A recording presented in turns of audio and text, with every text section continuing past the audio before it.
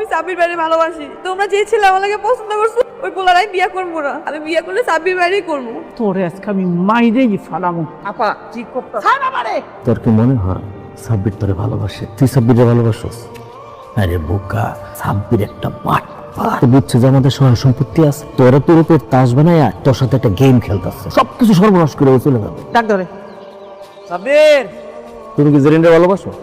চুপ করে আছো কেন? না। তুমি জেরিনরে বিয়ে করবা?